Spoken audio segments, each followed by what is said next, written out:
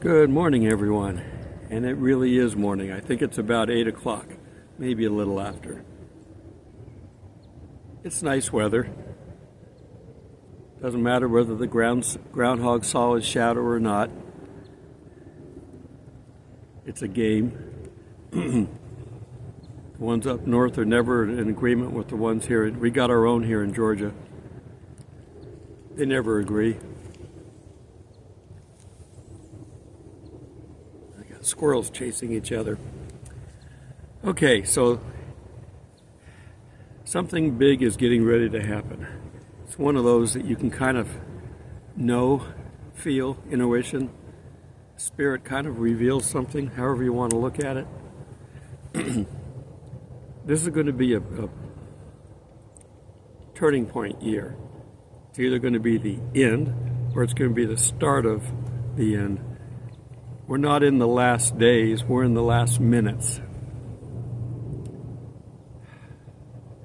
The people of Israel are starting to wake up to the fact that they are surrounded. Most of the people directly affected by the wars are villages that live, in small little towns that are right near the borders of these countries. They could fire missiles into the center of Israel, but they're not. I think they're saving those. They're using up all their cheap bottle rockets, getting Israel to use up all their advanced weaponry to knock them down. They don't have to be accurate, they just have to be terrorizing. And the countries around Israel, they know the power of God. They're believers too in the wrong God, but they are acting accordingly. And they've had their skirmishes with Israel in the past. And each time it has cost them. This is costing them. They don't care how many lives they throw at this. It's not, lives don't matter to them. It's their afterlife that matters with Allah, which is their name for God, but it's not the same God.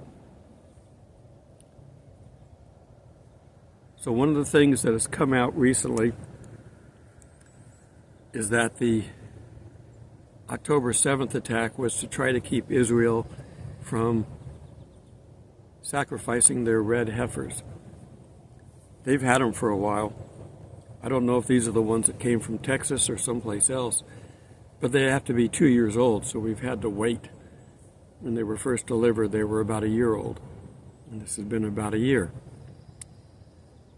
The thought is that they're going to be sacrificing these heifers sometime around March, Passover. And if that's the case, they're going to be ready. Now, they don't have the temple yet. That's still to come. We don't have the Antichrist either. And he's going to be instrumental in getting them to access to the Temple Mount. But what they do have is they have a whole line of priests. You got to have plenty of priests, all Levites, and you got to have a high priest. Well, they have all these. They've had them for some time, but they can't work yet. They've been practicing. They've got an altar, sacrificial altar, the one that you've seen that has the 4 corners stick up in the air. It's on wheels. They can roll it around. Sacrifice will travel. So they've been practicing burning, I'm assuming lambs, but maybe cows. They do this in secret so that nobody can get to them. These people would be high targets, especially the high priest. But they can't possibly work in a temple until they're purified. That's where the red heifers come in. We're going to read a couple of scriptures here in a little bit and see what the Bible says. The second one's probably a little dry because it's out of Numbers, but they're getting ready to jump back into the law. Now, as Christians, we know they don't need a temple, but they're not Christians. They're Jews, and they don't know that they have an easy way out. Accept Christ, and you can just give up all the sacrifices. But they're not ready to do that yet.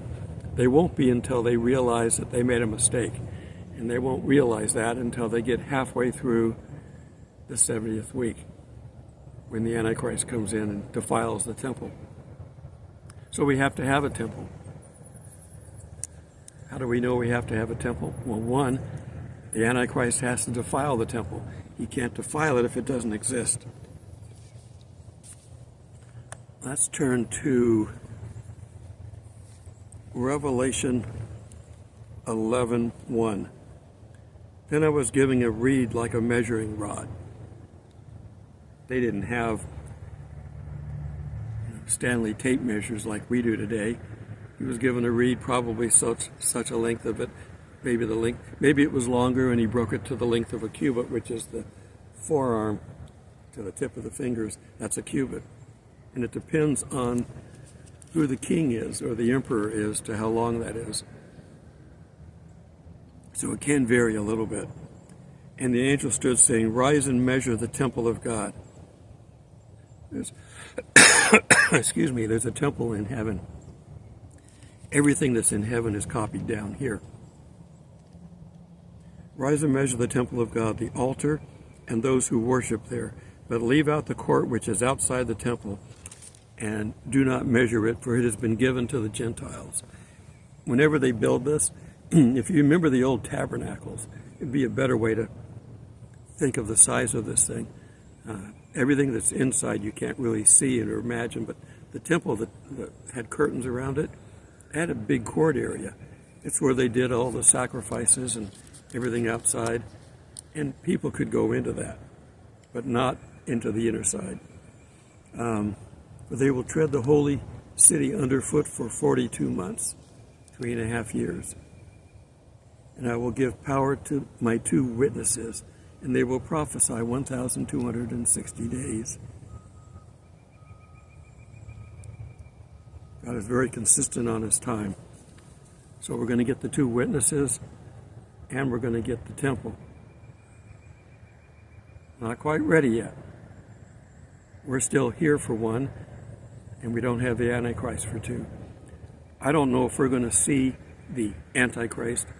We can see the man who will become the Antichrist. He's alive today. We don't know who he is. You can point your fingers and take your guesses, but there's nothing in the Bible that's going to help you to find out who. There's no revelations for that. It's not important. Okay, so why do they got to go to all this trouble? They were big about not getting near dead bodies. A lot of the stuff that we see from the Old Testament, the food they couldn't eat or could eat, everything was based on hygiene. God knowing that there are things that we can't see that can kill us. People didn't understand that. Pork is one of the hardest things to cure and keep safe to eat. That's why they're not allowed to eat it. Cloven animals, some good, some bad. It depends on what they are. We're not allowed to eat shellfish and lobsters and prawns and things that we love today when we go to a restaurant. Back then, they didn't have any way of cleaning those properly. These are all bottom feeders. They eat the junk that falls to the bottom, and they will pick up whatever is bad and eat it. It's like we don't eat, vultures. Well, lobsters are the vultures of the sea. They eat the bad stuff, dying, and keep it clean. But we eat them, we just don't eat vultures, because they look ugly. Nothing like seeing a lobster on your plate, but not a vulture. But they can't eat that either if they want to be kosher. Okay, we're going to turn to Numbers. Yes, we're back in the law. Numbers and Leviticus are going to be covering the law. Now the Lord spoke to Moses and Aaron. Moses was too shy, self-conscious, I don't know. Being brought up in the house of the Pharaoh didn't help his disposition. He didn't want to get up and talk. So he had his brother Aaron come along so Aaron could talk. This is the ordinance of the law which the Lord has commanded, saying, Speak to the children of Israel, that they bring you a red heifer, without blemish, in which there is no defect, on which the yoke has never come. A forerunner to Christ, without blemish.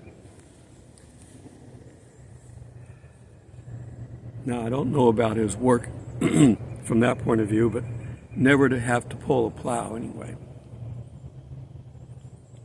You shall give it to Eleazar the priest, that he may take it outside the camp, and it shall be slaughtered before him.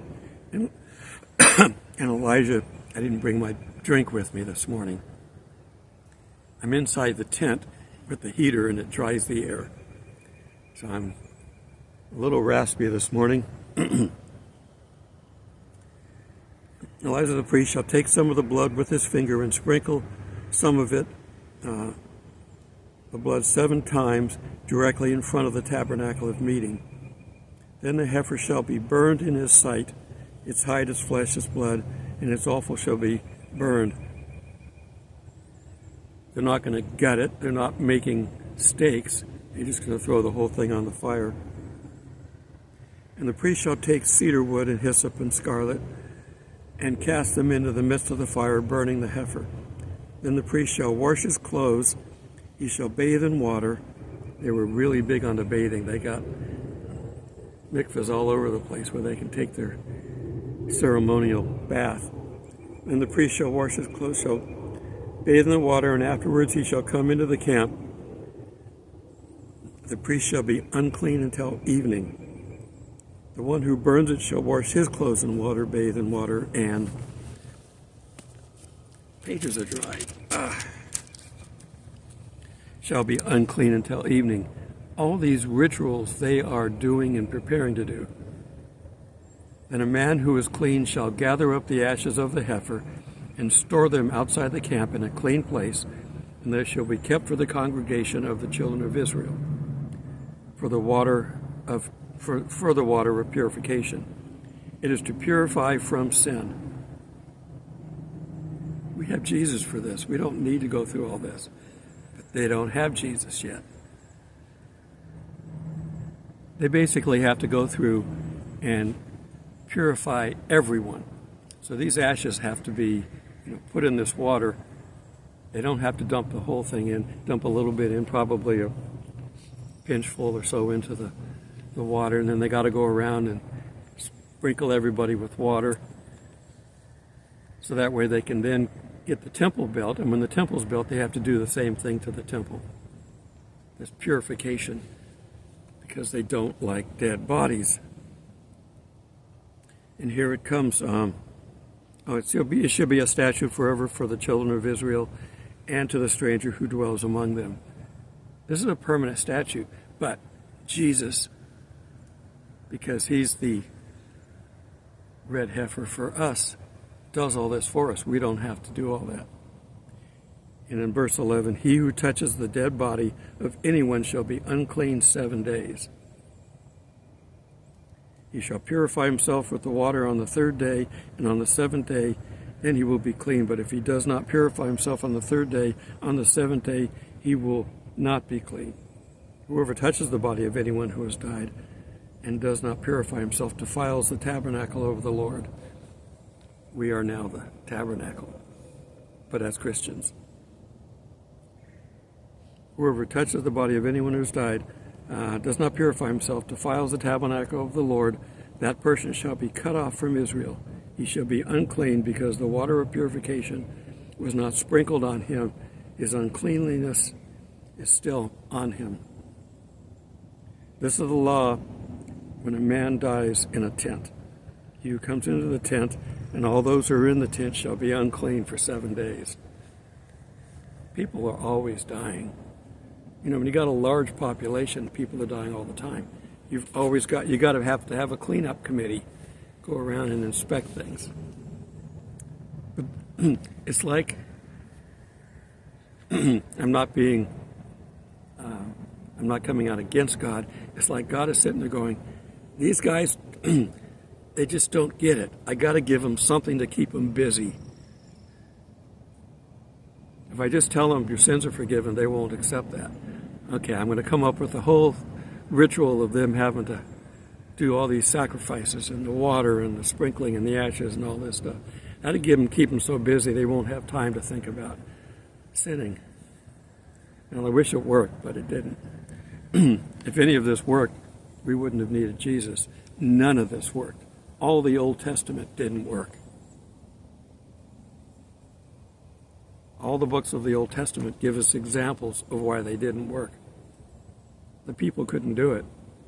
If you could comply with the laws in the Old Testament perfectly, you'd go to heaven. Nobody could. Out of the millions of people that were born during that time, nobody got to heaven doing that. They got to heaven because of faith. Abraham was thought righteous because of his faith. Moses, same thing. These people were set aside and called out for certain times. We don't have these people now. The best we're going to get, but we're not going to see, would be the two witnesses who many think are Elijah and Moses because of the power given to them. But the power is consistent with God. It doesn't mean necessarily that it will be these two people. It'd be interesting to see them, but they may not look the same as they did back then. And will they be in a heavenly body? They will be killed, and they will get back up after 3 days, so it's possible. But God can raise humanly bodies too from the dead. They did Lazarus. So the times that we're entering now are getting more and more dangerous. A lot of what's going on in the world, they're blaming Christians for it, which is what they did during the first century. Rome blamed Christians for burning down Rome, even though it was the emperor who did it. Their drunken orgies set the city on fire, and they were too drunk to care and do anything about it. A lot of it burned, and blamed it on the Christians. They became good sport when they were thrown into the amphitheaters to be fed to lions or go unarmed against gladiators who were fully armed. We're getting close to that time again. We should be out of here before the really bad stuff in the West. But in the central part of Africa, they're killing Christians in churches. They're going in and just wiping them out. The Muslims have turned their so-called peaceful religion into a religion of war and hate and killing. That's all they're doing, is just going around and doing that. From the very beginning, when Israel became a country in 1948, the whole world voted for it, except for the Muslims. Some of the countries, we got two branches of the Muslim religion, so some of them, the peaceful side, the Sunnis, they were okay, but the Shiites never liked it.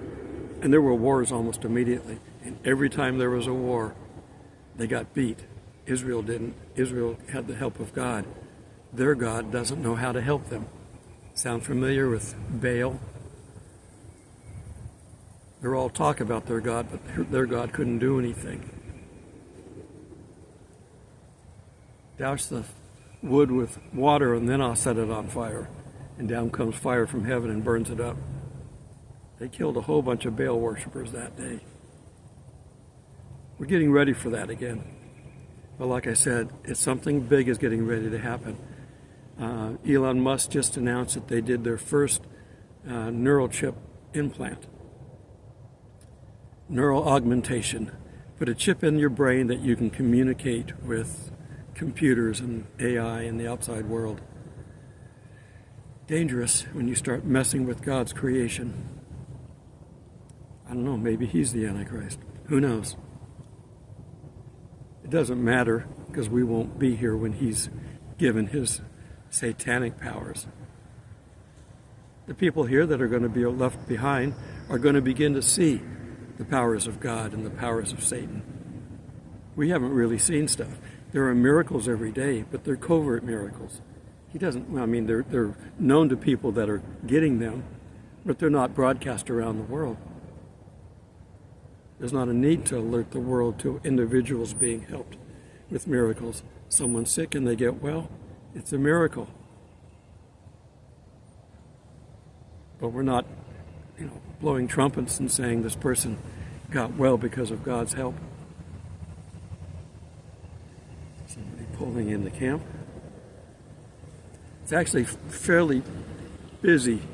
I'm looking at 1, 2, 3, 4, 5, 6, 7, 8, 9, 10, 11, 12, 15 cars. All last week there was no one, but this is the weekend. This is when people finally come out. They venture out of their hidey holes. The groundhog ventured out. Probably felt it was too cold, although they got that big fur coat on. And same old day, went back in. If you haven't watched Groundhog Day, you probably ought to watch it again. The meme I put up is like, we don't know how many years Bill Murray, playing his character in Groundhog Day, had to live in that town to get as good as he did. But he got very proficient at playing the piano and knowing everybody in town and that. It had to have taken a few years, every day, waking up on the same day. Well, for us, we wake up and each day can be like the other, but it can be different. We saw he had different events throughout the day, but we're forgiven. So we don't have to worry about having to clean our act up. We don't have to worry about it. We still want to do it, but we don't have to worry about it. God helps us. All right. Be safe, people. Think about your surroundings and what you do. It's getting close to where we're going to have to start really worrying about where we go and what we do. I still feel safe out here, but I won't ever tell anybody where I'm at. And don't put it down in the messaging below. If you know where I'm at, it's okay to look back at an old video and say, this is where he was a month ago. Just don't tell people where I'm at. Somebody may get an idea, and I don't want to have put God to the test to keep me safe.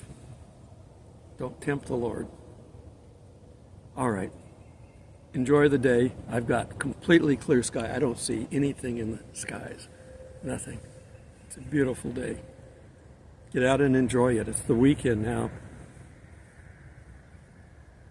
Blessings, everyone. Got a quick view of the morning. I'm seated in my chair up here, getting ready to record. There's a squirrel next to me running through the leaves. People are starting to get up. It's like 8 o'clock in the morning. Tomorrow, when you see this video,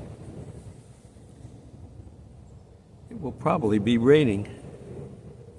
There's a storm coming in. As long as it's out of here by Monday. Monday's moving day. It's not allowed to rain on moving day. Okay, let's get into our message.